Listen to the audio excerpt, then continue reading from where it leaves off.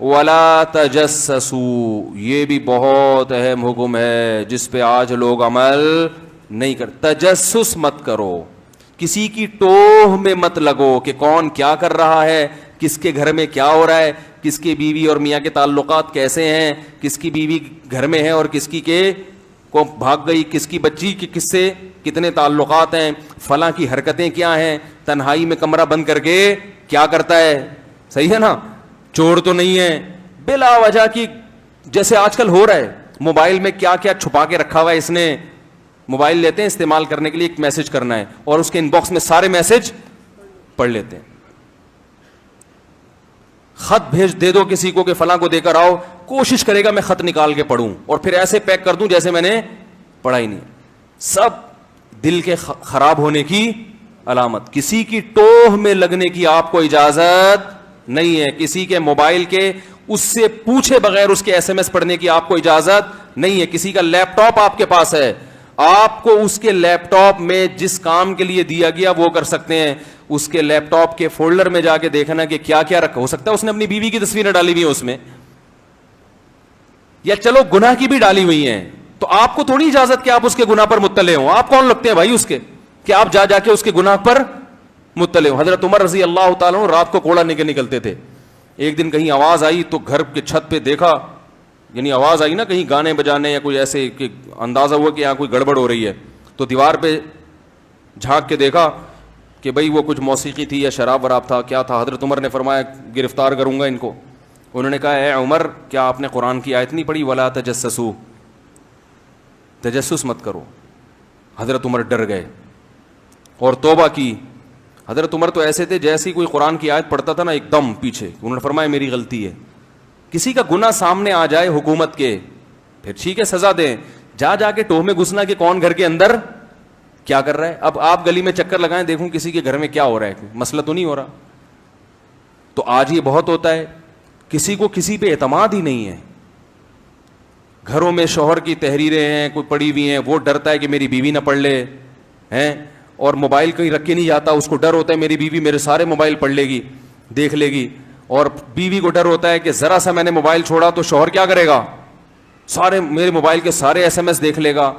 بالکل اجازت نہیں ہے. نہ شوہر بیوی کا موبائل چیک کر سکتا ہے اس کی اجازت کے بغیر، اور نہ بیوی شوہر کا موبائل چیک کر سکتی ہے اس کی اجازت کے بغیر.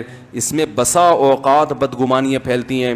بعض دفعہ مرد کوئی نمبر پہ کوئی دوست نے مذاق کر لیا، لڑکی بن کے میسج بھیج دیا، بیگم نے دیکھ لیا. اب قیامت تک اس کو سمجھاتے رہیں کہ میری اس سے کوئی دوستی نہیں ہے، وہ یقین نہیں کرے گی. اس کے دل میں ایک بال پیدا ہو جائے گا.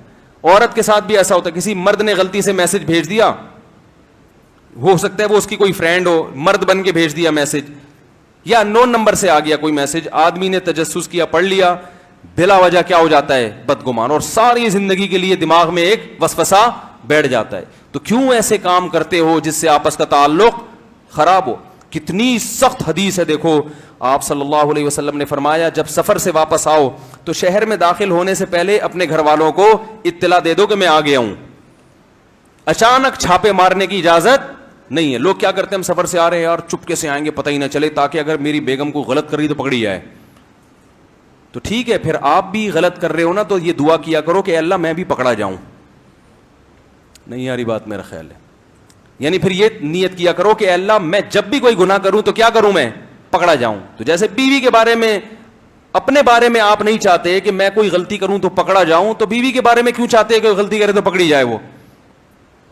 ہاں اگر کوئی مضبوط قرائن سے آپ کو لگ گیا کہ معاذ اللہ عورت خراب ہے، کچھ بعض دفعہ ایسے قرائن ہوتے ہیں، تو پھر اس کا طریقہ کیا ہے کہ اس کو پہلے اطلاع دی جائے کہ بھائی دیکھو کچھ وسوسے آ رہے ہیں دماغ میں، کچھ ایسی اطلاعات آ رہی ہیں، تو مجھے پتہ ہے کہ تم خراب نہیں ہو، لیکن شیطان کو موقع مل جائے گا تعلقات خراب کرنے کا، لہٰذا اس سے پہلے کہ ہمارے تعلقات خراب ہوں میں آپ کا موبائل چیک کرتا رہوں گا، کیونکہ بڑی فسادی چیزیں موبائل. پہلے بتا دو پھر آپ چیک کر سکتے ہو کہ بھئی یہ آپ کا موبائل ہے، میں کسی بھی وقت چیک کر سکتا ہوں اس کو، کیونکہ مجھے کچھ ایسی اطلاعات ملی ہیں. لیکن اس کا دل خراب نہ کرو کہ تم ہو ایسی، آپ کو کیا پتا ایسی ہے یا نہیں.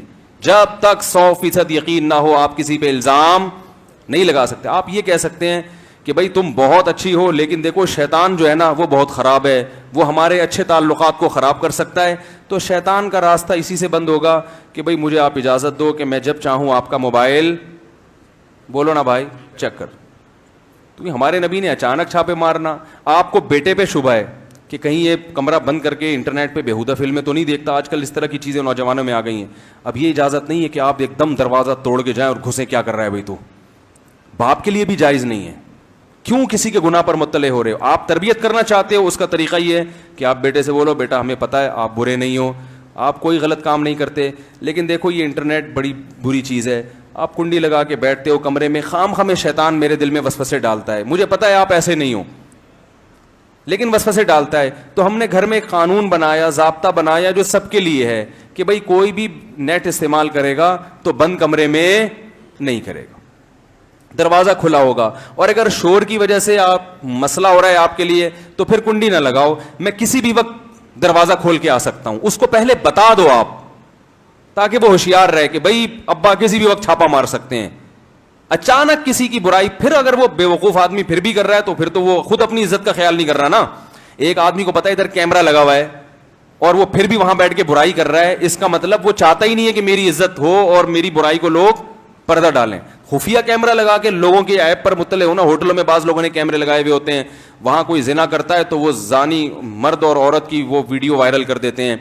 تو بھائی انہوں نے تو جرم کیا, لیکن آپ نے اس کو جو ہمیشہ کے لیے اس کو دنیا کے سامنے ننگا کر دیا, وہ تو مجرم ہے. آپ اس سے بڑے مجرم ہو کہ آپ نے ان کے لیے توبہ کا راستہ ختم کر دیا.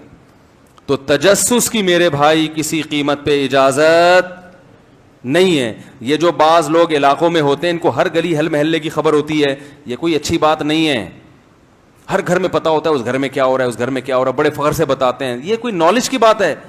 آپ کو صرف یہ پتا ہونا چاہیے کہ میرے گھر میں کیا ہو رہا ہے.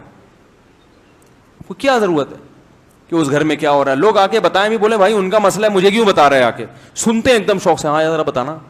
اچھا وہ جو نماز پڑھتا ہے مسجد میں, اس کی بیٹی بھاگ گئی گھر سے, ہے ذرا اور ذرا ڈیٹیل بتا یار. اچھا پھر آخر میں کہہ دے گا اچھا ویسے کسی کے معاملات میں پڑھنا نہیں چاہیے. صاحب کھود کرید کے اندازہ لگا لیا, پوری تفتیش کر لی. بھائی چھوڑ دو, لوگوں کے حالات ہیں, اپنی طرف اپنے گریبان میں دیکھو, اپنے بارے میں بدگمان رہو ہر وقت. کوئی پوچھے وہ فلاں کیسا ہے, بولے بھائی مجھے تو یہ پتا ہے کہ میں ابھی تک ٹھیک نہیں ہوا, مجھ سے تو میری برائیاں چھوٹ ہی نہیں رہی. ہم نے تو ایسے اپنے اکابر بھی دیکھے ہیں کہ طلبہ اگر سبق یاد نہیں کرتے تھے نا تو وہ کہتے تھے یہ بھی میرا قصور ہے, میرے پڑھانے میں کیا ہے کوتاہی, یہ تو بہت ہی اعلیٰ درجہ ہے. وہ دوسرے کا عیب بھی کس پہ ڈالتے تھے؟ اپنے اوپر, کہ میری غلطی ہے. تبلیغ میں دیکھا نا, ایک دفعہ ہم جماعت میں نکلے ہوئے تھے, وہ اس کو سمجھا رہا ہے, گھنٹہ لگا دیا, وہ پھر بھی نہیں آیا. ٹھیک ہے, لوگ تو ڈھیٹ ہوتے ہیں نا.